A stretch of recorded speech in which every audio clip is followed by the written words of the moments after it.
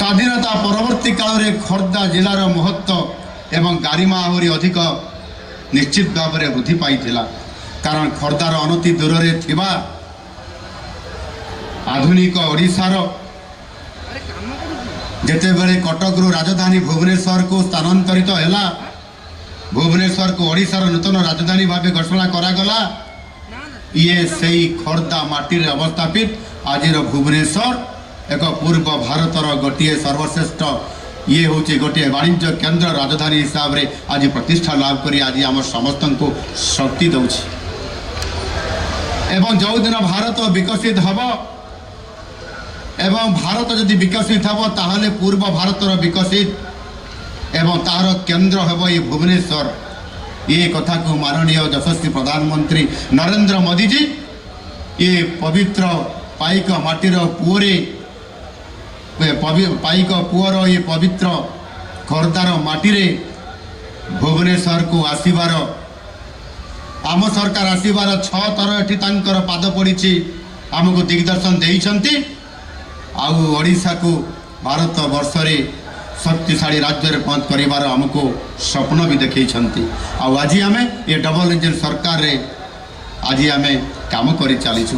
ଇତିହାସକୁ ଯଦି ଆମେ ସାକ୍ଷୀ ନ ରଖିବା, ସେହି ଅନୁସାରେ ଆମେ ଯଦି ସୁଧାରିବା ପାଇଁ, ସଶକ୍ତ କରିବା ପାଇଁ ଆଉ ସମୃଦ୍ଧ କରିବା ପାଇଁ, ସମୃଦ୍ଧ ଓଡ଼ିଶା ଗଠନ କରିବା ପାଇଁ ଆମେ ଯେଉଁ ପରିକଳ୍ପନା କରୁଛୁ ତାକୁ ସାକାର କରିବା ପାଇଁ ସରକାର ତାକୁ ଏକୁଟିଆ କରିବେ ନାହିଁ।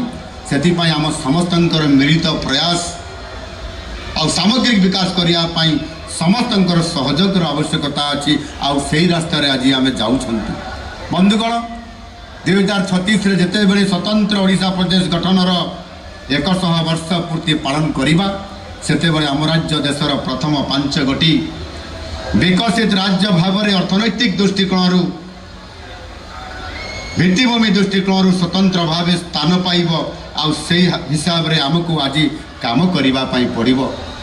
ଆଉ ସେଥିପାଇଁ ଏ ସମୃଦ୍ଧ ଓଡ଼ିଶା ଯେତେବେଳେ ଗଠନ ହେବ, କେତେବେଳେ ନା ଯେତେବେଳେ ଏ ଖୋର୍ଦ୍ଧା ମଧ୍ୟ ଏକ ସମୃଦ୍ଧ ଖୋର୍ଦ୍ଧା ଜିଲ୍ଲା ଗଠନ ହେଇଥିବ ଆଉ ତାହାର ସହଯୋଗରେ ଓଡ଼ିଶା ସମୃଦ୍ଧ ରାଜ୍ୟ ହେବ, ବିକଶିତ ରାଜ୍ୟ ହେବ। ଆଉ ସେଥିପାଇଁ ଆମ ସମସ୍ତଙ୍କର ଗୋଟିଏ ଦାୟିତ୍ୱ, ଏ ଖୋର୍ଦ୍ଧାକୁ ଆମେ କିଭଳି ଭାବରେ ଆଗକୁ ନେବା ଏବଂ ସେହି ଅନୁସାରେ ଆମକୁ କାମ କରିବା ପାଇଁ ପଡ଼ିବ, କାମ କରିବା ପାଇଁ ପଡ଼ିବ। ଆଉ ସେଥିପାଇଁ ଆଜି ଆମ ସରକାର ମଧ୍ୟ ଅନେକ ଯୁଗାନ୍ତକାରୀ ପଦକ୍ଷେପ ନେଉଛନ୍ତି। ଆଉ ସେହି ଅନୁସାରେ ଆଜି ସୁଭଦ୍ରା ଯୋଜନାଠୁ ଆରମ୍ଭ କରିକିରି ମହିଳା ସଶକ୍ତିକରଣ ପାଇଁ, କୃଷକମାନଙ୍କର ପାଇଁ ଯେତେବେଳେ ଇନପୁଟ୍ ଆସିଷ୍ଟାଣ୍ଟ ମାଧ୍ୟମରେ ତା'ର ଆୟକୁ ଦ୍ୱିଗୁଣିତ କରିବା ପାଇଁ, ବହୁଗୁଣିତ କରିବା ପାଇଁ କାର୍ଯ୍ୟ କରୁଛନ୍ତି।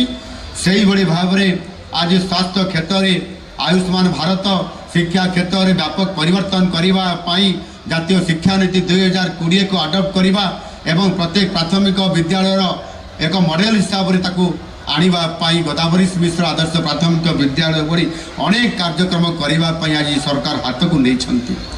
ଆଜି ଶିଳ୍ପାୟନକୁ ବର୍ଷ ପୂର୍ତ୍ତି ହେଉଛି। ଦେଶ ସହିତ ତାଳ ଦେଇ ଓଡ଼ିଶାର ବି ବିକାଶ ହୋଇଛି। କିନ୍ତୁ ଅନେକ ସମୟରେ ଲୋକଙ୍କର ଗୋଟିଏ ଅଭିଯୋଗ ଆସେ, ଏ ଲମ୍ବା ସମୟ ଧରି ଯେତେ ବି ବିକାଶ ହେଇଛି, ଯେତିକି ବିକାଶ ହେବା କଥା, ବୋଧ ହୁଏ ଆମର ଯେଉଁମାନେ ବୁଦ୍ଧିଜୀବୀ ଅଛନ୍ତି, ଯେଉଁମାନେ ସ୍ତମ୍ଭକାର ଅଛନ୍ତି, ଯେଉଁମାନେ ଇଏ ଓଡ଼ିଶା ପ୍ରଦେଶ ବାବଦରେ ଅଧିକ ଜ୍ଞାନ ଆହରଣ କରିବାର ସାମର୍ଥ୍ୟ ରଖନ୍ତି, ସେମାନଙ୍କ ଭାଷାରେ ସେମାନେ ସ୍ୱୀକାର କରୁଛନ୍ତି ଯେ ସେତିକି ବିକାଶ ସ୍ୱାଧୀନତା ପରେ ଆଜି ପର୍ଯ୍ୟନ୍ତ ଯେତିକି ହେବା କଥା ହେଇପାରି ନାହିଁ। ଯାଇପାରେ, ଆମକୁ ସ୍ୱୀକାର କରିବା ପାଇଁ ପଡ଼ିବ। କାହିଁକି ନା ରାଜ୍ୟରେ ଯେତେ ସାମର୍ଥ୍ୟ ଥିଲା ବା ଅଛି, ଏ ରାଜ୍ୟରେ ଖଣି ଅଛି, ଏ ରାଜ୍ୟରେ ପାଣି ଅଛି, ଏ ରାଜ୍ୟରେ ବନ୍ଦର ଅଛି, ଏ ରାଜ୍ୟରେ ମ୍ୟାନ୍ ପାୱାର ଅଛି, ଯୁବ ଶକ୍ତି ଅଛି, ଜଙ୍ଗଲ ଅଛି, ଏ ସମସ୍ତ ପ୍ରାକୃତିକ ସମ୍ପଦ ଥିବା ସତ୍ତ୍ୱେ ପ୍ରାଚୁର୍ଯ୍ୟତା ଭରା ଏ ଓଡ଼ିଶା ଆଜି କାହିଁକି ଯେତିକି ଆଜି ଡେଭଲପ୍ କରିବା କଥା ସେତିକି କାହିଁକି ଏ ସମୟ ଭିତରେ ହେଇପାରିଲା ନାହିଁ? ଆମେ ଆଜି ସ୍ମୃତିରେ ମନେ ପକାଉଛନ୍ତି ପାଇକମାନଙ୍କର କଥା। ଆଜି ଆମେ ଅନେକ ସମୟରେ ଯେତେବେଳେ ଆମେ କଟକର ବାଲିଯାତ୍ରା କଥା କହୁଛନ୍ତି, ସେତେବେଳେ ଓଡ଼ିଶାର ସାଧବ ପୁଅମାନଙ୍କର କଥା କହୁଛନ୍ତି।